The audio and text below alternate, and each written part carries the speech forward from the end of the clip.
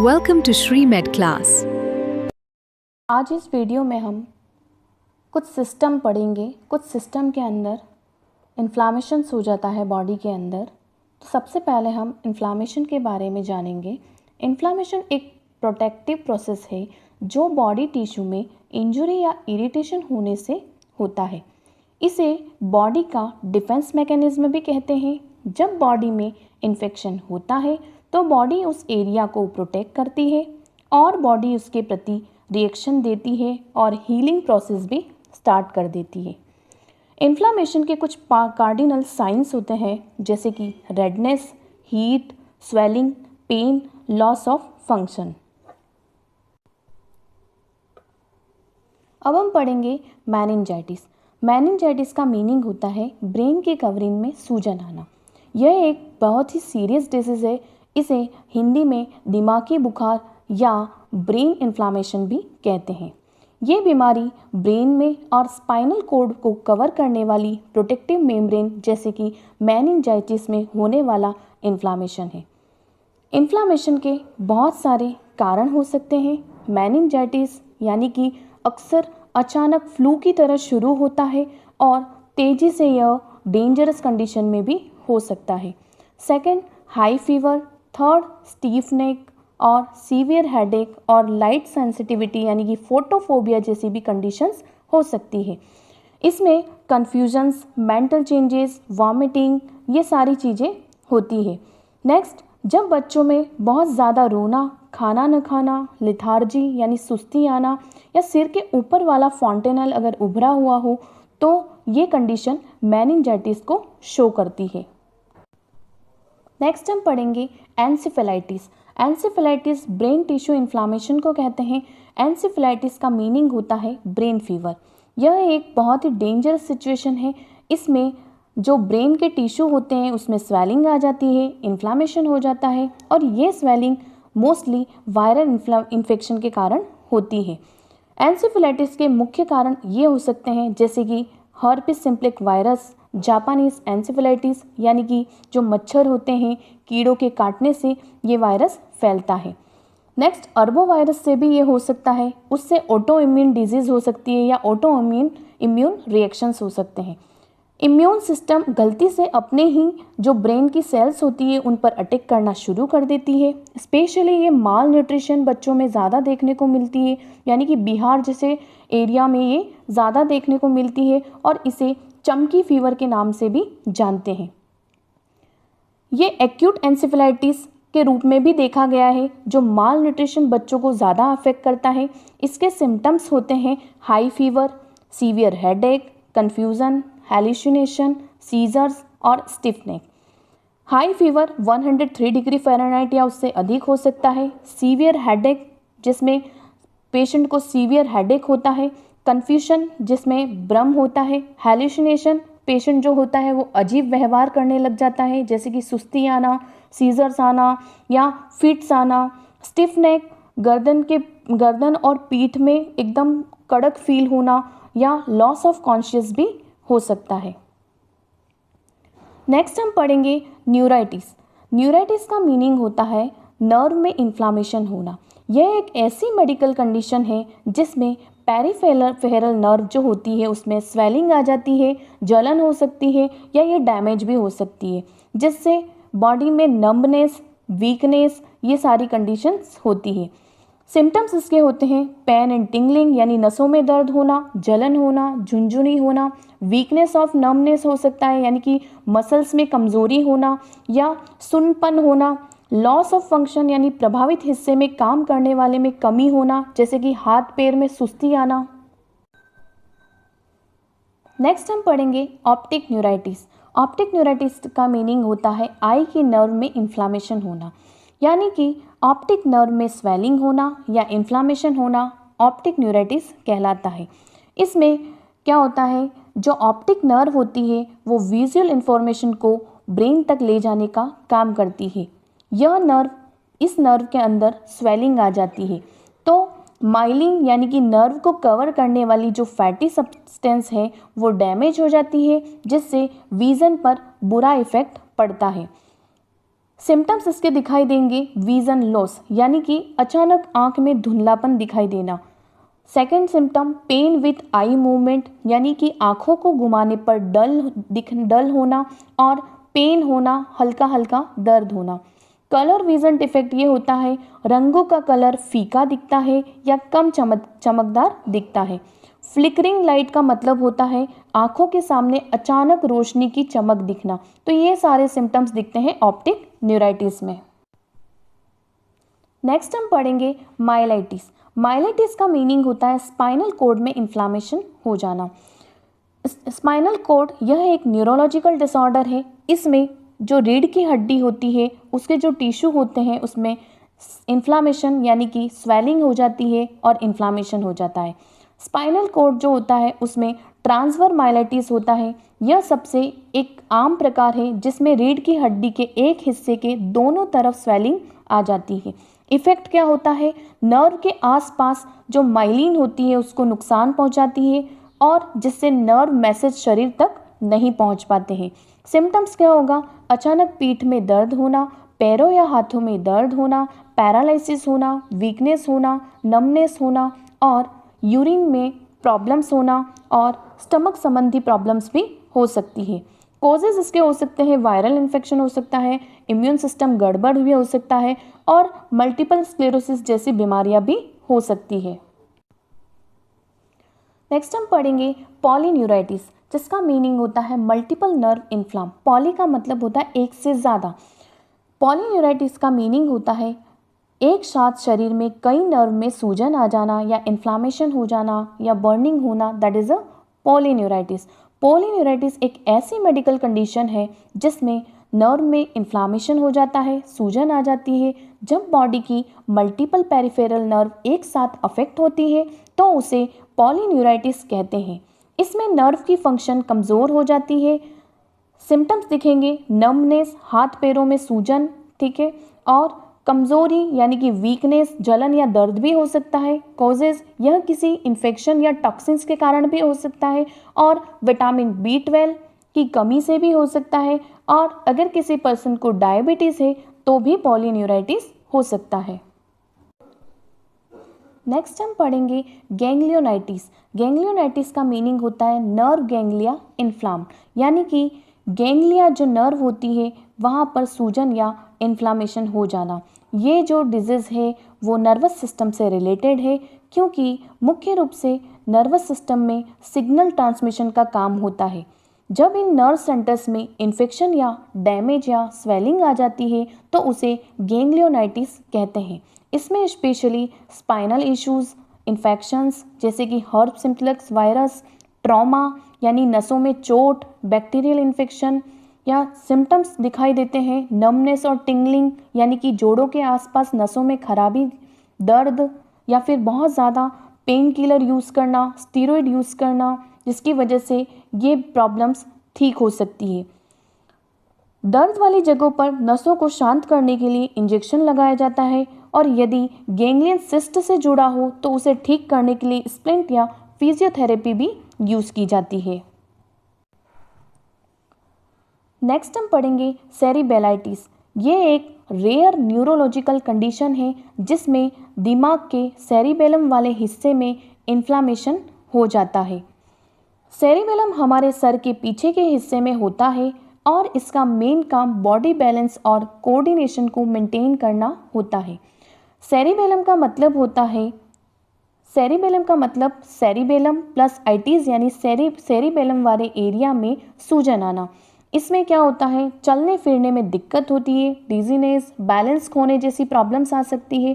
कारण क्या हो सकता है, सेरिबेलाइटिस अक्सर सडन होती है और इसके पीछे ये बड़े कारण हो सकते हैं जैसे कि वायरल इन्फेक्शन जो सबसे कॉमन है, like chicken pox, measles, dengue, bacterial infection. कुछ बैक्टीरिया के कारण भी ऐसा हो सकता है। पोस्ट इन्फेक्शियस यानी इन्फेक्शन ठीक होने के बाद भी इन्फ्लामेशन रह सकता है। सिम्टम्स, लक्षण, सेरिबेलाइटिस के लक्षण जो होते हैं वो तेज़ी से दिखते हैं।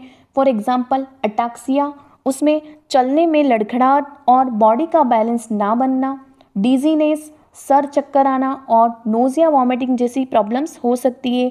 हेडेक भी हो सकता है। स्पीच डिफ़िकल्टी भी हो सकती है, यानी बोलने में दिक्कत होना। ट्रेमर यानी हाथ पैर कांपना। डायग्नोसिस, इसके डायग्नोसिस करेंगे एमआरआई स्कैन, ब्रेन की जो इमेज होती है स्वेलिंग का पता चलता है एमआरआई से। सीएसएफ एग्जामिनेशन, स्पाइनल टैप यानी रीढ़ की हड्डी से फ्लूइड निकालकर इन्फेक्शन को चेक किया जाता है। नेक्स्ट हम पढ़ेंगे एन्सेफेलोमाइलाइटिस। एन्सेफेलोमाइलाइटिस का मतलब होता है ब्रेन प्लस स्पाइनल कॉर्ड में इन्फ्लामेशन होना। यह एक डेंजरस सिचुएशन है। इसमें वायरस या इम्यून सिस्टम में खराबी के कारण ब्रेन के अंदर स्वेलिंग आ जाती है। लोकल नेम इसका चमकी फीवर है। ये स्पेशली वायरल इन्फेक्शन यानी कि HSV, जापानी encephalitis, primary encephalitis, secondary encephalitis, auto immune encephalitis, ऐसे बहुत सारे कारण हैं। जब वायरस सीधे दिमाग पर हमला करता है उसे हम कहते हैं प्राइमरी एन्सेफेलाइटिस। सेकेंडरी एन्सेफेलाइटिस, जब शरीर के दूसरे हिस्से का इन्फेक्शन दिमाग तक फैल जाए उसे सेकेंडरी एन्सेफेलाइटिस। और जब शरीर का ही इम्यून सिस्टम ही गलती से दिमाग पर या फिर आपके ब्रेन पर हमला कर दे उसे ऑटो इम्यून एन्सेफेलाइटिस कहते हैं। सिम्टम्स इसके दिखाई देंगे high fever, headache, confusion, seizure, stiff neck और कोमा। नेक्स्ट हम पढ़ेंगे कार्डियोवास्कुलर सिस्टम के कुछ इन्फ्लामेशंस, जैसे कि फर्स्ट मायोकार्डाइटिस, हार्ट मसल इन्फ्लाम होना, यानी कि हार्ट की एक डेंजरस सिचुएशन है जिसमें हार्ट मसल में इन्फ्लामेशन हो जाता है।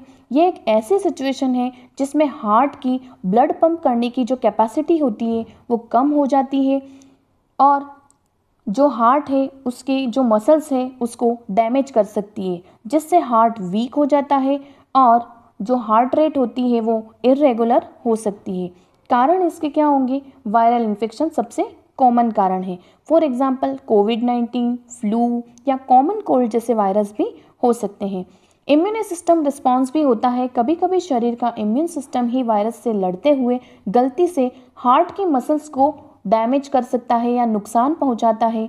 कई बार ऑटो इम्यून डिजीज़ जैसे कि ये इसका कारण बन सकती है। ऑटो इम्यून डिजीज़ का मतलब होता है अपना ही इम्यून सिस्टम वायरस से लड़ते हुए गलती से हार्ट की जो मसल्स होती है उनको डैमेज कर देता है। टॉक्सिन्स, कुछ मेडिसिन है जैसे कि कोकीन या अल्कोहल्स, ये सिम्टम्स दिखेंगे इसमें। चेस्ट पेन होगा, शॉर्टनेस ऑफ ब्रीथ दिखेगा, यानी कि सांस लेने में तकलीफ होगी। अगर किसी पर्सन को मायोकार्डियल इन्फ्लामेशन हो रहा है या MI का प्रॉब्लम क्रिएट हो रहा है तो शॉर्टनेस ऑफ ब्रीथ, सांस लेने में दिक्कत होगी, फैटिक, बहुत ज़्यादा थकान होगी और हार्ट की बीट जो है वो बहुत तेज़ चलने लग जाएगी या धीमी या इर्रेगुलर हो सकती है। स्वेलिंग हो सकता है लेग्स में और हमारे जो फुट है उसमें स्वेलिंग हो सकती है और फ्लू लाइक सिम्टम्स भी आ सकते हैं जिसमें हेडेक, फीवर और एक्सेस नेक में पेन भी शुरू हो सकता है। नेक्स्ट है पेरिकार्डाइटिस। ये हार्ट की आउटर कवरिंग इन्फ्लामेशन है। पेरिकार्डाइटिस भी हार्ट की प्रॉब्लम है, हार्ट की डिजीज़ है जो हार्ट के चारों ओर मौजूद मेम्ब्रेन जो होती है उसमें इन्फ्लामेशन हो जाता है। हमारे हार्ट के चारों ओर एक पतली और 2 परत वाली सैक होती है जिसे हम पेरिकार्डियम कहते हैं। ये सैक दिल को यानी कि हमारे हार्ट को सुरक्षित रखती है और हार्ट बीट के दौरान ल्यूब्रिकेशन देती है। जब इस सैक में वायरल या बैक्टीरियल इन्फेक्शन हो जाता है या चोट की वजह से सूजन आ जाती है तो उसे हम बोलते हैं पेरिकार्डाइटिस। पेरिकार्डाइटिस के सिम्टम्स क्या होंगे? अचानक सीने में दर्द होना, यह दर्द छाती के बीच में या फिर बाईं तरफ भी हो सकता है, कंधों या गर्दन तक भी फैल सकता है। लेटने पर दर्द बढ़ना, अगर आप लेटे हुए हैं और आपका दर्द बढ़ रहा है तो भी पेरिकार्डाइटिस के सिम्टम्स हो सकते हैं। और बैठने या आगे की ओर झुकने पर यह दर्द कम हो जाता है। सांस लेने में तकलीफ हो सकती है और सूखी खांसी और हल्का बुखार भी आ सकता है। कॉजेज इसके होंगे वायरल इन्फेक्शन जो सबसे आम है। हार्ट अटैक के बाद या कुछ सप्ताह बाद पेरिकार्डाइटिस हो सकता है। अगर किसी पर्सन को हार्ट अटैक हुआ है और उसके कुछ समय के बाद में उसे पेरिकार्डाइटिस जैसा इन्फ्लामेशन हो सकता है। अक्सर ये एक्सीडेंट सीने में गहरी चोट लगने के कारण भी हो सकता है। कई बार ये यूरेमिया यानी कि किडनी के फेल होने के कारण भी हो सकता है। इसके लिए डॉक्टर्स इलेक्ट्रोकार्डियोग्राम यानी कि ईसीजी और एक्टिविटी यानी कि हार्ट ईसीजी करते हैं। ईसीजी जो है वो हार्ट की एक्टिविटी को चेक करने के लिए किया जाता है। नेक्स्ट इकोकार्डियोग्राम, इसमें हार्ट के चारों ओर फ्लूइड का पता लगाया जाता है। चेस्ट एक्सरे किया जाता है। ट्रीटमेंट में non steroid anti inflammatory drug provide की जाती है जो दर्द और सूजन को कम करने के लिए आइबुप्रोफेन दिए जाते हैं। एस्पिरिन और कोकीन यह स्वेलिंग को कम करने के लिए भी दी जाती है। नेक्स्ट पेरिकार्डाइटिस, अगर हार्ट के आसपास बहुत ज़्यादा फ्लूइड जमा हो गया है तो एक नीडल के ज़रिए बाहर भी निकाला जाता है। नेक्स्ट है एंडोकार्डाइटिस।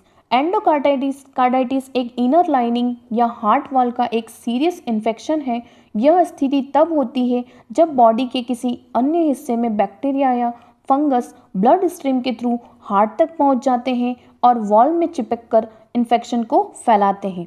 बैक्टीरिया एंट्री यानी कि आमतौर पर मसूड़ों में चोट हो या फिर किसी ने गंदी सुई से यानी कि कोई अनस्टेराइल नीडल से टैटू बनवाया हो, आईवी ड्रग एब्यूज़ का इस्तेमाल किया हो तो बैक्टीरिया ब्लड में एंटर कर सकता है। डैमेज वाल्व, यदि किसी हार्ट वाल्व पहले से ही डैमेज है और आर्टिफिशियल हो तो बैक्टीरिया वहां आसानी से ठहरकर अपनी कॉलोनी जो होती है वो बना देते हैं। उसे हम बोलते हैं वेगेटेशन। हाई रिस्क, इसमें क्या होता है, हार्ट की बीमारी पहले से हो तो उन्हें ये खतरा ज़्यादा हो सकता है। सिम्टम्स इसके होंगे फीवर, स्किन पर निशान होना, हथेली पर दर्द होना, शॉर्टनेस ऑफ ब्रीथ हो सकती है, नाइट में एक्सेस पसीना भी आ सकता है। डायग्नोसिस से करेंगे यानी कि खून में अगर बैक्टीरिया का पता लगाना है तो ब्लड कल्चर लेंगे, है ना। इकोकार्डियोग्राम, दिल की अल्ट्रासाउंड यानी कि इमेज जो वॉल होती है उसे वेगेटेशन दिखाती है, यानी कि ईसीजी अगर करेंगे तो हार्ट की जो इमेज होगी वो पूरी तरीके से प्रॉपर पता चलेगी। नेक्स्ट ट्रीटमेंट हम इसे देंगे जो 2 से 6 हफ्ते तक चल सकता है। एंटीबायोटिक वगैरह प्रोवाइड करेंगे ताकि 2 से 6 हफ्ते तक वो ट्रीटमेंट चले। नेक्स्ट सर्जरी, अगर वॉल बहुत ज़्यादा डैमेज हो गया है तो खराब वॉल को बदलने के लिए या रिपेयर करने के लिए सर्जरी की ज़रूरत पड़ती है। प्रिवेंशन करेंगे, दांतों और मसूड़ों को क्लीन रखेंगे, नियमित डेंटिस्ट के पास जाएंगे। प्रोफिलैक्सिस यानी कि अगर हार्ट का वॉल खराब है तो दांतों की सर्जरी या किसी अन्य प्रोसीजर से पहले डॉक्टर से सलाह लेकर एंटी माइक्रोबियल प्रोफिलैक्सिस लेंगे। और अवॉइड टूथिंग और पियर्सिंग, गंदी जगह पर टैटू और पियर्सिंग ना करवाएं इससे बचने के लिए, वरना एंडोकार्डाइटिस हो सकता है। नेक्स्ट है वेस्कुलाइटिस। वेस्कुलाइटिस ब्लड वेसल्स में इन्फ्लामेशन होना। यह एक डेंजरस सिचुएशन है जिसमें बॉडी के ब्लड वेसल्स में इन्फ्लामेशन हो जाता है। यह इन्फ्लामेशन हमारे इम्यून सिस्टम गलती से अपनी ही ब्लड वेसल्स को अपनी ही दुश्मन मानकर उन पर अटैक कर देते हैं।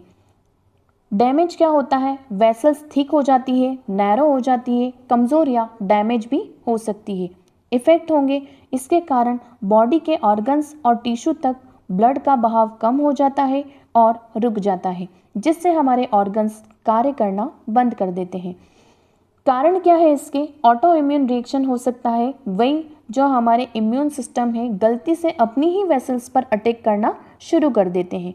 Infection, hepatitis B, hepatitis C जैसे वायरस। मेडिकेशन रिएक्शन होगा इसका, कुछ दवाओं से होने वाली जैसे एलर्जी। सिम्टम्स इसके होंगे वेस्कुलाइटिस के, फीवर आना, स्किन पर रैशेस होना, नर्व नमनेस होना, ऑर्गन स्पेसिफिक यानी कि सांस लेने में तकलीफ होना। डायग्नोसिस इसका करेंगे, ब्लड टेस्ट करेंगे, जिससे ब्लड टेस्ट में ESR, CRP जैसी जो स्कैन है वो करेंगे, CT स्कैन करेंगे, एंजियोग्राफी करेंगे।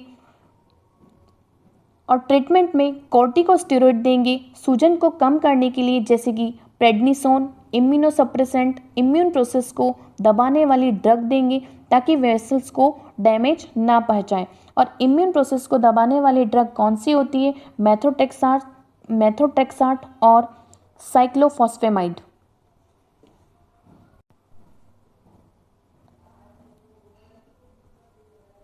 नेक्स्ट हम पढ़ेंगे फेल्बाइटिस। फेल्बाइटिस का मीनिंग होता है वेन में इन्फ्लामेशन होना। आमतौर पर पैरों की नसों में होता है ये, लेकिन शरीर में कहीं भी हो सकता है। जब स्वेलिंग के साथ नर्व में ब्लड क्लॉट भी जम जाए तो इसे थ्रोम्बोफेल्बाइटिस कहते हैं। टाइप ऑफ फेल्बाइटिस होते हैं सुपरफिशियल फेल्बाइटिस, यानी कि ये स्किन के नीचे और सरफेस लेवल की नसों में होता है। ये बहुत डेंजरस नहीं होता है और जल्दी से ठीक हो जाता है। सेकेंड टाइप है इसका डीप वेन थ्रोम्बोसिस। यह बॉडी के अंदर और गहराई वाली नसों में होता है, क्योंकि क्लॉट लंग्स तक पहुंच चला जाता है। सिम्टम्स इसके होंगे पेन और टेंडरनेस, नसों में दर्द होता है, छूने पर बहुत पेन होता है, रेडनेस हो जाती है, हार्डनेस हो जाती है, यानी कि पैरों में स्वेलिंग आ जाती है। ट्रीटमेंट इसका होता है मॉइस्ट हीट, यानी दर्द वाली जगह पर गर्म सिकाई करना।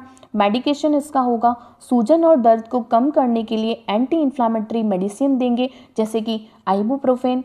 मूवमेंट यानी चलते फिरते रहना है, पैरों को ज़्यादा आराम नहीं देना है। एलिवेशन क्या, लेटते समय पैरों को ऊपर की तरफ उठा के रखना है ताकि ब्लड का सर्कुलेशन बना रहे। और अगर सूजन बढ़ रही है, तेज दर्द हो रहा है, सांस लेने में भी तकलीफ हो रही है, तो ये डीवीटी का कंडीशन हो सकता है। नेक्स्ट हम पढ़ेंगे आर्टेराइटिस। आर्टेराइटिस का मतलब होता है आर्टरीज में इन्फ्लामेशन होना।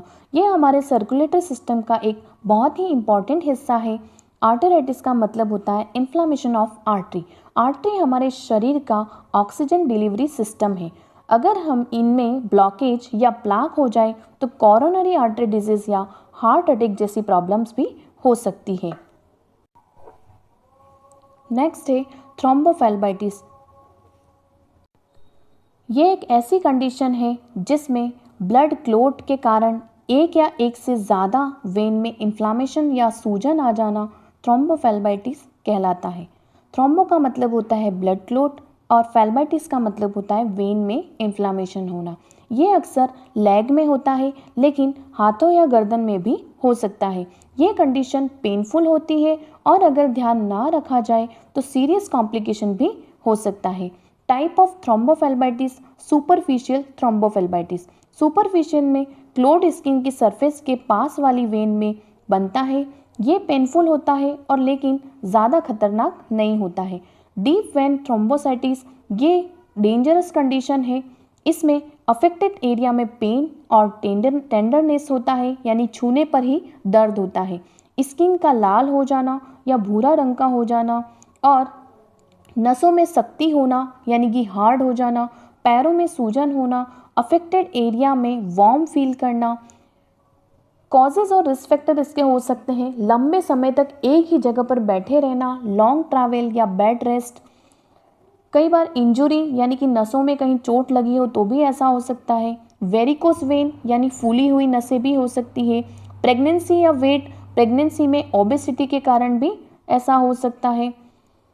नेक्स्ट ट्रीटमेंट इसका होता है कंप्रेशन स्टोकिंग, यानी डॉक्टर के द्वारा जो कंप्रेशन दिए जाते हैं वो पहनने चाहिए। वार्म कंप्रेस यानी कि अफेक्टेड एरिया पर गर्म सेक करना चाहिए। पैरों को थोड़ा ऊपर उठाकर रखना चाहिए। और डीवीटी के केस में डॉक्टर खून पतला करने वाली दवाइयाँ भी देते हैं, एंटीकोगुलेंट दवाइयाँ देते हैं, जिसे हम वारफेरिन ड्रग भी कहते हैं। अगर पैर में सडन हैवी पेन और स्वेलिंग हो जाए या सांस लेने में तकलीफ हो तो पल्मोनरी एम्बोलिज्म का साइन हो सकता है और तुरंत इमरजेंसी हेल्प लेनी चाहिए। नेक्स्ट हम पढ़ेंगे रेस्पिरेटरी सिस्टम। रेस्पिरेटरी सिस्टम में ब्रोंकाइटिस यानी कि ब्रोंकियल ट्यूब में स्वेलिंग या इन्फ्लामेशन हो जाना ब्रोंकाइटिस कहलाता है।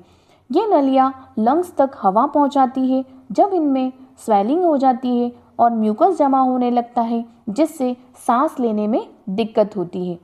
टाइप ऑफ ब्रोंकाइटिस दो प्रकार के होते हैं, एक्यूट ब्रोंकाइटिस और क्रोनिक ब्रोंकाइटिस। ये एक्यूट ब्रोंकाइटिस अचानक होता है और वायरल इन्फेक्शन के कारण होता है। यह कुछ हफ्तों में अपने आप ही ठीक हो जाता है। नेक्स्ट क्रोनिक ब्रोंकाइटिस, यह एक पुरानी सिचुएशन है जो स्मोकिंग या लंबे समय तक धुएं से या जो भी स्मोकिंग वगैरह करते हैं या फिर एनवायरनमेंट में पोल्यूशन हो जिसकी वजह से भी ऐसा हो सकता है। इसके सिम्टम्स होंगे पर्सिस्टेंस कफ यानी कि खांसी के साथ बलगम आना, शॉर्टनेस ऑफ ब्रीथ सांस लेने में तकलीफ होती है, वीजिंग साउंड यानी गरगराहट की साउंड आती है। कॉजेज इसके हो सकते हैं जैसे कि वायरल इन्फेक्शन, सर्दी जुकाम, फ्लू। नेक्स्ट है स्मोकिंग हो सकता है। अब क्रोनिक ब्रोंकाइटिस के बहुत सारे कारण हैं। फर्स्ट है एनवायरनमेंट पॉल्यूशन यानी धूल, धुआं और हानिकारक जो गैसें होती है जिसकी वजह से भी ब्रोंकाइटिस हो सकता है। ट्रीटमेंट है इसका रेस्ट, शरीर की रिकवरी के लिए आराम ज़रूरी होता है। नेक्स्ट हाइड्रेशन, बहुत ज़्यादा मात्रा में पानी पीना है और स्मोकिंग को स्टॉप कर देना है, स्टीम लेना है और डॉक्टर से प्रिस्क्राइब जो एंटीबायोटिक्स है वो भी टाइम पर लेनी है, जिससे ब्रोंकाइटिस वाली जो कंडीशन है वो ठीक हो सकती है। नेक्स्ट हम पढ़ेंगे न्यूमोनाइटिस। न्यूमोनाइटिस जो होता है वो एक लंग इन्फेक्शन है। लंग के टिश्यू में स्पेशली एल्वियोलाई में इन्फ्लामेशन हो जाना, उसे न्यूमोनाइटिस कहते हैं। Symptoms dry cough, shortness of breath, fever, chest discomfort, ऐसी सारी प्रॉब्लम्स होती है। कॉजेस क्या हो सकते हैं? एलर्जिक रिएक्शन यानी dust, chemical, radiation therapy, infection, viral and bacterial infection हो सकता है। ट्रीटमेंट इसका क्या लेंगे? कॉर्टिकोस्टेरॉइड ड्रग, ऑक्सीजन थेरेपी और कोज को रिमूव करने के लिए जो एलर्जी है उसको अवॉइड करना है। नेक्स्ट हम पढ़ेंगे प्लूराइटिस। प्लूराइटिस का मीनिंग होता है प्लूरिसी यानी कि लंग्स की कवरिंग में इन्फ्लामेशन हो जाना प्लूराइटिस कहलाता है। सिम्टम शार्प चेस्ट पेन होगा, ब्रीदिंग करते हैं जब बढ़ता है ये, dry cough, difficulty in breathing होगी। कोजेज इसके होंगे इन्फेक्शन यानी लंबे समय तक अगर टीबी है तो भी ऐसा हो सकता है, निमोनिया की वजह से भी ऐसा हो सकता है, ऑटो इम्यून डिजीज की वजह से भी ऐसा हो सकता है और लंग इंजुरी हो तो भी ऐसा हो सकता है। ट्रीटमेंट इसका लेंगे non steroid anti inflammatory drug देंगे, एंटीबायोटिक देंगे जिससे इन्फेक्शन को ट्रीट किया जाए। नेक्स्ट है साइनोसाइटिस। साइनोसाइटिस का मतलब होता है साइनस कैविटी में इन्फ्लामेशन। सिम्टम्स इसके होंगे headache, facial pen, nasal congestion और थिक नेजल डिस्चार्ज हो सकता है। कोजेस कोल्ड वायरल इन्फेक्शन भी हो सकता है, एलर्जी, बैक्टीरियल इन्फेक्शन और इसका ट्रीटमेंट क्या है? स्टीम इन्हेलेशन, जिससे स्टीम लेने से साइनोसाइटिस की जो इन्फ्लामेशन है वो ट्रीट हो सकता है और अगर इसके बाद में ठीक नहीं होता है तो एंटीबायोटिक दी जाती है। नेक्स्ट हम पढ़ेंगे राइनाइटिस। राइनाइटिस का मीनिंग होता है नोज की लाइनिंग मिकोजा में इन्फ्लामेशन होना। Symptom sneezing, running nose, nasal itching और वोटरी आइज। कोजेस इसके होंगे एलर्जी और पोलन डस्ट, इन्फेक्शन जैसे कॉमन कोल्ड। ट्रीटमेंट देंगे एंटीहिस्टामिन, नेजल स्प्रे और एलर्जी हो उन चीज़ों को अवॉइड करें। नेक्स्ट हम पढ़ेंगे लैरिंजाइटिस। लैरिंजाइटिस यानी कि वॉइस बॉक्स में इन्फ्लामेशन हो जाना। सिम्टम्स हॉर्सनेस वॉइस, आवाज़ का बैठना, सॉर थ्रोट यानी स्वेलिंग, ड्राई कफ बाहर आना।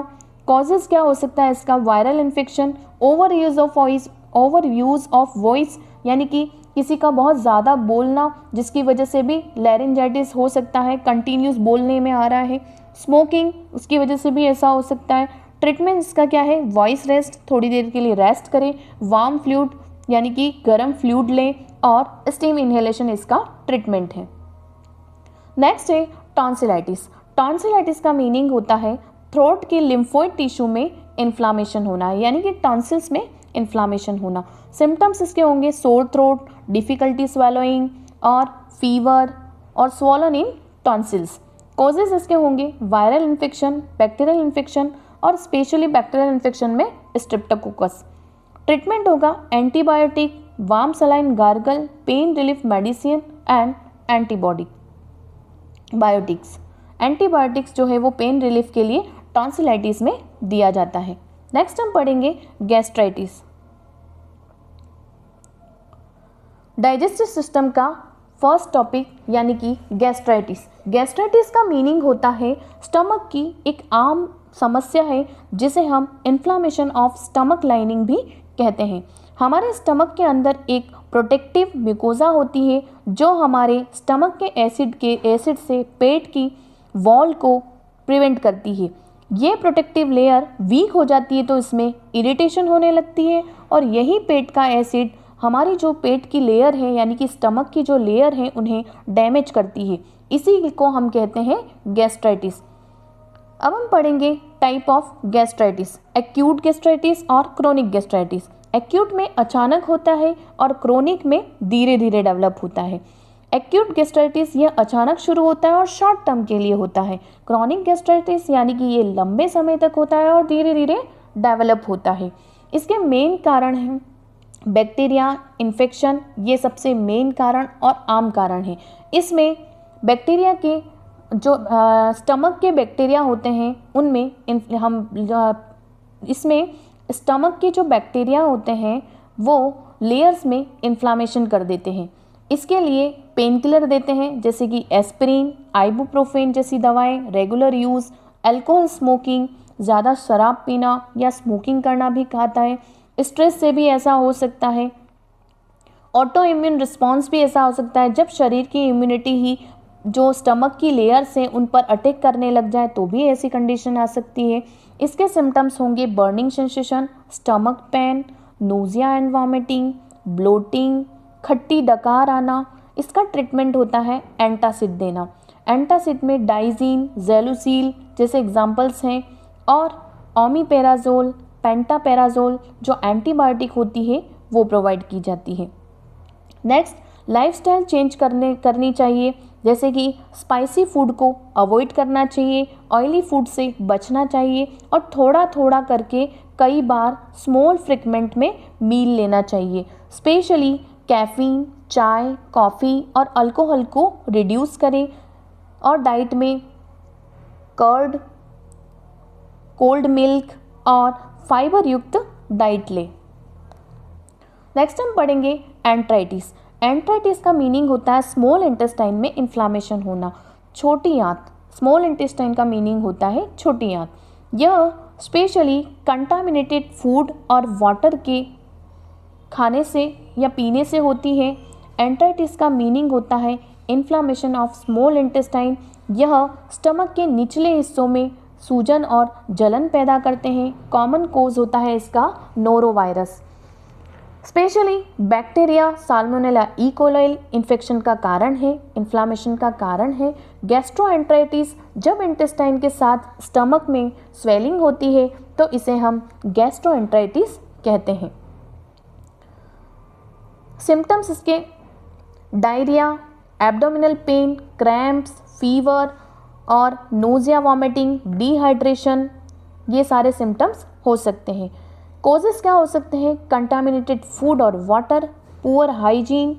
ट्रीटमेंट हाइड्रेशन देंगे, ORS, नारियल पानी या ढेर सारा पानी पिए जिससे ये जो प्रॉब्लम है वो सॉर्ट आउट हो जाए। डाइट में हम उसको हल्का भोजन देंगे। एक ब्राट डाइट आती है उसे हम बोलेंगे कि ब्राट डाइट को फॉलो करो, जैसे कि बनाना, राइस, एप्पल सॉसेज और टोस्ट ले। अवॉइड करेंगे क्या? कैफ़ीन है, डेयरी प्रोडक्ट है, स्पाइसी फूड है या फिर फैट वाले जो भी फूड है इनसे बचना चाहिए। मेडिकेशन, एंटीबायोटिक और एंटी डायरियल ड्रग देंगे। प्रिवेंशन, हैंड वॉशिंग यानी कि खाने से पहले हैंड वॉश करना है और उसके बाद ही फूड को लेना है। सेफ वाटर फूड, साफ़ पानी पीना है और अच्छी तरह से जो खाना है वो पकाकर खाना है। तो इस इन्फ्लामेशन से हम बच सकते हैं। नेक्स्ट हम पढ़ेंगे एपेंडिसाइटिस। एपेंडिसाइटिस का मीनिंग होता है अपेंडिक्स इन्फ्लामेशन। इसमें पेट के निचले और राइट हिस्से में पेन होता है और यह एक मेडिकल इमरजेंसी है। स्पेशली 10 to 30 ईयर के लोगों में होती है। स्पेशली इसमें अम्लाइकस के आसपास वाले स्टमक के निचले राइट हिस्से में पेन शुरू हो जाता है। नोजिया और भूख न लगना इसके सिम्टम है। हल्का बुखार आना और अपेंडिक्स में ब्लॉकेज होना। ट्रीटमेंट इसका लेप्रोस्कोपी या सर्जरी, छोटे चीरे लगाकर अपेंडिक्स का निकालना, ओपन सर्जरी। अगर अपेंडिक्स फट जाए तो बड़ा चीरा लगाकर स्टमक की क्लीनिंग की जाती है। नेक्स्ट हम पढ़ेंगे हिपेटाइटिस। हिपेटाइटिस का मीनिंग होता है लीवर इन्फ्लामेशन। लीवर में इन्फ्लामेशन होना हिपेटाइटिस कहलाता है। यह स्पेशली अल्कोहल कंज्यूम, ड्रग्स या अन्य बीमारियों की वजह से भी हो सकता है। टाइप इसके होते हैं A, B, C, D और E। हेपेटाइटिस ए और ई जो होता है वो कंटामिनेटेड वाटर और फूड से फैलता है। हेपेटाइटिस बी, सी और डी इन्फेक्टेड ब्लड से, बॉडी फ्लूइड और अनस्टेराइल नीडल से फैलता है। सिम्टम्स इसके होते हैं jaundice, fatigue, stomach pain, nausea and vomiting, loss of appetite, dark urine, ऐसे सारे सिम्टम्स देखने को मिलते हैं। वायरल हेपेटाइटिस वायरस के कारण होता है ए, बी और सी और डी और ई। अल्कोहल हेपेटाइटिस जो होता है वो ज़्यादा शराब पीने से होता है। ऑटो इम्यून हेपेटाइटिस जब बॉडी की इम्यूनिटी ही लीवर पर अटैक करे तो ऑटो इम्यून हेपेटाइटिस होता है। इसका प्रिवेंशन क्या है? हेपेटाइटिस ए और बी के लिए वैक्सीन उपलब्ध है। हाइजीन का ध्यान रखें, साफ़ पानी पिए, साफ़ खाना खाएं और स्टेराइल नीडल का यूज़ करें। अनप्रोटेक्टेड सेक्स से बचें। और इम्पॉर्टेंट बात, हेपेटाइटिस बी और सी क्रॉनिक हो सकते हैं जो लीवर को डेंजरस डैमेज या नुकसान पहुंचा सकते हैं। नेक्स्ट हम पढ़ेंगे पैनक्रियाटाइटिस। पैनक्रियाटाइटिस का मीनिंग होता है पैनक्रिया में इन्फ्लामेशन होना। ये भी एक मेडिकल कंडीशन है जिसमें पैनक्रिया के पेट के पीछे वाले जो ग्लैंड होती है उसमें सूजन आ जाती है या इन्फ्लामेशन हो जाता है।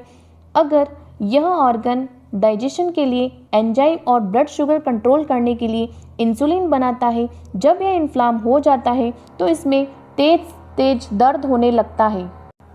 ये दो तरह के हो सकते हैं। एक्यूट पैनक्रियाटाइटिस ये अचानक होता है और कुछ दिनों तक रहता है, जो अक्सर गोल स्टोन या अल्कोहल के सेवन से होता है। क्रॉनिक पैनक्रियाटाइटिस ये लंबे समय तक रहता है और पैनक्रिया को परमानेंट डैमेज पहुंचा सकता है। पैनक्रियाटाइटिस सिम्टम्स क्या होंगे? पेट के ऊपर वाले हिस्से में तेज दर्द होना। Second, nausea and vomiting, fever, fast heart beat भी हो सकता है, वेट लॉस भी हो सकता है, ऑयली एंड स्मेली स्टूल भी आ सकता है क्योंकि डाइजेशन और एंजाइम की कमी के कारण ऐसा हो सकता है। पैनक्रियाटाइटिस के जो कोजेज़ होते हैं वो अल्कोहल कंजप्शन, लंबे समय तक कोई अगर अल्कोहल कंज्यूम कर रहा है तो भी ऐसा हो सकता है। हाई ट्राइग्लिसराइड यानी कि ब्लड के अंदर फैट का लेवल ज़्यादा आना तो भी ऐसा हो सकता है। पेट में चोट या कोई सर्जरी हुई हो या एक्सीडेंट हुआ हो तब भी ऐसा हो सकता है। दवाइयों के साइड इफ़ेक्ट, कुछ दवाई भी इसका कारण बन सकती है। डायग्नोस करेंगे, ब्लड टेस्ट करेंगे जिसमें एमाइलेज और लाइपेज एंजाइम का लेवल चेक करेंगे। Ultrasound, gall bladder stone check करेंगे और स्वेलिंग को देखने के लिए सीटी स्कैन करेंगे। पैनक्रिया की डिटेल इमेज देखने के लिए ट्रीटमेंट देंगे। एक्यूट पैनक्रियाटाइटिस के लिए आमतौर पर हॉस्पिटल में एडमिट होना पड़ता है। फास्टिंग करवाई जाती है, यानी कि पाचन तंत्र को आराम देने के लिए 2 से 3 दिन तक खाना को बंद किया जाता है ताकि पैनक्रिया ठीक हो सके। आईवी फ्लूइड यानी डिहाइड्रेशन को रोकने के लिए ड्रिप लगाई जाती है। पेन किलर, दर्द को कम करने के लिए दवाई दी जाती है। और अगर सर्जरी गोल स्टोन के कारण है या गोल ब्लैडर निकालने के लिए सर्जरी भी करनी पड़ सकती है अगर ये इन्फ्लामेशन हुआ। लाइफस्टाइल को चेंज करना है। शराब और धूम्रपान यानी कि अल्कोहल कंज्यूम अगर हो रहा है, स्मोकिंग हो रहा है तो पूरी तरीके से उसको छोड़ना है और लो फैट डाइट को यूज़ करना है। नेक्स्ट है कोलिसिस्टाइटिस। कोलिसिस्टाइटिस का मतलब होता है गोल ब्लैडर में इन्फ्लामेशन होना। यह एक ऐसी कंडीशन है जिसमें लीवर के नीचे जो गोल ब्लैडर होता है वहाँ पर सूजन आ जाती है। आमतौर पर इसलिए ये होता है क्योंकि बाइल वहाँ पर स्टोर्ड हो जाता है और बाइल बाहर निकल नहीं पाता है। गोल ब्लैडर का काम होता है लीवर द्वारा बनाए गए जो गोल ब्लैडर का काम होता है लीवर द्वारा बनाया गया जो बाइल है उसे स्टोर करना, जो फैट को पचाने में मदद करता है। इसका कोजेस क्या हो सकता है? 90% से अधिक मामलों में सिस्टिक डक्ट को ब्लॉक कर देती है जिससे जो बाइल है वो बाहर निकल नहीं पाता है और वहाँ पर स्वेलिंग आ जाती है। इन्फेक्शन, जो बाइल रुकने के कारण वहाँ पर बैक्टीरिया भी पनप सकते हैं। ट्यूमर भी पित्त के रास्ते को रोक सकता है। सीरियस इलनेस जैसे कि इसमें बहुत सारे सिम्टम्स दिखाई देंगे। सीवियर एब्डोमिनल पेन, यह दर्द अक्सर कंधे या पीठ तक हो सकता है। फीवर एंड चील हो सकता है, यानी कि बुखार और ठंड लगना। Nausea and vomiting, tender abdomen, yellowish of skin. Type क्या होगा? एक्यूट कोलिसिस्टाइटिस के टाइप होते हैं, क्रोनिक कोलिसिस्टाइटिस और एक्यूट कोलिसिस्टाइटिस। ये अचानक शुरू होता है और बहुत तेज दर्द होता है, तुरंत मेडिकल अटेंशन की ज़रूरत होती है। क्रोनिक, यह बार बार होने वाला सूजन के कारण होता है, जिससे गोल ब्लैडर की दीवारें जो होती है वो थिक हो जाती है। डायग्नोस करेंगे, ब्लड टेस्ट करेंगे तो पता चलेगा। WBC की संख्या को देखकर इन्फेक्शन का पता लगाया जाता है। इसके अंदर हिडा स्कैन किया जाता है, जिसे हम कोलेसिंटिग्राफी भी कहते हैं। अगर अल्ट्रासाउंड स्पष्ट न हो तो ये कोलेसिंटिग्राफी नामक स्कैन किया जाता है। ट्रीटमेंट इसका हॉस्पिटलाइजेशन ही है। एंटीबायोटिक देंगे, सर्जरी की ज़रूरत होगी तो सर्जरी करेंगे, गोल ब्लैडर को निकालने की ज़रूरत पड़ेगी तो कोलेसिस्टेक्टोमी, लेप्रोस्कोपी या ओपन सर्जरी करेंगे। पेन किलर दर्द को कम करने के लिए देंगे। प्रिवेंशन, वजन को धीरे धीरे कम करना है। लो फैट डाइट देनी है और हेल्दी डाइट यानी कि तली हुई चीज़ें जो होती है वो नहीं यूज़ करनी है और डाइट जो है वो फाइबर वाली यूज़ करनी है। रेगुलर एक्सरसाइज से वेट को कंट्रोल करना है। नेक्स्ट हम पढ़ेंगे ईसोफेगाइटिस। ईसोफेजाइटिस का सीधा मतलब होता है फूड या पाइप या ईसोफेगस पे स्वेलिंग हो जाना। यह नली गले को पेट से जोड़ती है। जब इस नली की अंदरूनी परत इरिटेट या डैमेज होती है तो उसे हम ईसोफेजाइटिस कहते हैं। इसके कारण खाना निगलने में दर्द और दिक्कत होता है। सिम्टम्स क्या होंगे? हार्ट बर्न यानी पेट का एसिड ऊपर आने से जलन होती है। डिस्फेजिया, निगलने में दिक्कत होती है। ओडिनोफेजिया, निगलने पर दर्द होता है। खाना जब वो निगलते हैं तब दर्द फील होगा। चेस्ट पेन, खाना खाने के बाद दर्द बढ़ जाता है। रीगर्जिटेशन, उल्टी जैसा फील होता है और खट्टा पानी मुंह में आ जाता है। फूड इन्फेक्शन क्या होगा? भोजन अटक सकता है। ईसोफेजाइटिस का सीधा मतलब होता है फूड पाइप के ईसोफेगस में सूजन या जलन होना, इन्फ्लामेशन होना। यह नली जो है वो गले को पेट से जोड़ती है। इसका मेन कोज गर्ड है, जिसे हम गैस्ट्रोइसोफेजियल रिफ्लेक्स डिजीज भी कहते हैं। यह सबसे कॉमन कारण है जब पेट का एसिड बार बार खाने की नली में ऊपर आ जाता है और जलन पैदा करता है। कुछ लोगों को खाने की चीज़ों से एलर्जी होती है, जिससे WBC में की नली में सूजन भी पैदा हो सकती है। Infection, immunity weak immune system वाले लोगों में फंगल और वायरल बैक्टीरियल इन्फेक्शन भी हो सकता है। कुछ दवाएं भी ऐसी होती है जिसके कारण जो ईसोफेगस है वहाँ पर जलन हो सकती है। इसका डायग्नोस है एंडोस्कोपी, एक पतली ट्यूब को गले के अंदर देखना, बायोप्सी करना, नली के टिश्यू का सैंपल लेकर जांच करना, बेरियम स्वेलो एक्सरे के लिए एक लिक्विड पिलाकर देखना। ट्रीटमेंट इसका होगा प्रिवेंशन ऑफ एंटासिड यानी कि पेंटापेराजोल, ओमेपेराजोल, ऐसे जो दवाइयाँ हैं जो एसिड रिफ्लेक्सेस को कम करती हैं। लाइफस्टाइल में changes, spicy food, oily food खाने से बचें। खाना खाने के बाद तुरंत ना लेटें और कम से कम 2 से 3 घंटे का गैप रखें और वजन को कंट्रोल करें। नेक्स्ट है पेरिटोनाइटिस। पेरिटोनाइटिस का मीनिंग होता है ये एक सीरियस कंडीशन है, एब्डोमिनल लाइनिंग में इन्फ्लामेशन हो जाता है। पेरिटोनाइटिस टिश्यू की वह पतली परत है जो स्टमक के अंदर की वॉल को ढकती है और पेट के ऑर्गन्स यानी कि इंटेस्टाइन लीवर को कवर करती है। जब इसमें सूजन हो उसे पेरिटोनाइटिस कहते हैं। कुल मिला के एब्डोमिनल की लाइनिंग में इन्फ्लामेशन होना पेरिटोनाइटिस कहलाता है। यह बैक्टीरियल या फंगल इन्फेक्शन के कारण हो सकता है। अगर स्टमक के अंदर कोई ऑर्गन फट जाए, जैसे कि अपेंडिक्स, गोल ब्लैडर या पेट में कोई गहरा घाव हो, तो बैक्टीरिया फैल जाते हैं और पेरिटोनियम में स्वेलिंग हो जाती है, जिससे इन्फ्लामेशन हो जाता है। मेडिकल इमरजेंसी इसकी क्या होगी? अपेंडिक्स रप्चर्ड, परफोरेटेड अल्सर यानी पेट का अल्सर फट जाना, पेरिटोनियल डायलिसिस, अगर डायलिसिस के दौरान साफ सफाई न हो तो इन्फेक्शन हो सकता है। लीवर सिरोसिस, लीवर की बीमारी के कारण भी पेट में पानी भरना, इंजुरी और सर्जरी, पेट में कोई चोट लगना या ऑपरेशन के बाद इन्फेक्शन फैलना। सिम्टम्स इसके होंगे पेरिटोनाइटिस के सीवियर एब्डोमिनल पेन, पेट में बहुत तेज तेज दर्द होना, हिलने डुलने पर दर्द का बढ़ना, हार्ड बेली यानी पेट का सख्त होना, फीवर एंड चिल्स तेज बुखार आना, नोजिया एंड वॉमिटिंग, मतली यानी कि उल्टी होना, ब्लोटिंग पेट फूलना, कॉन्स्टिपेशन कब्ज होना। डायग्नोस्टिक टेस्ट इसके होंगे blood test CBC, white blood cell की संख्या बढ़ी हुई मिलना, एक्सरे में पेरिटोनियल फ्लूइड एनालिसिस यानी पेट का जो तरल पदार्थ है उसको देखकर चेक करना।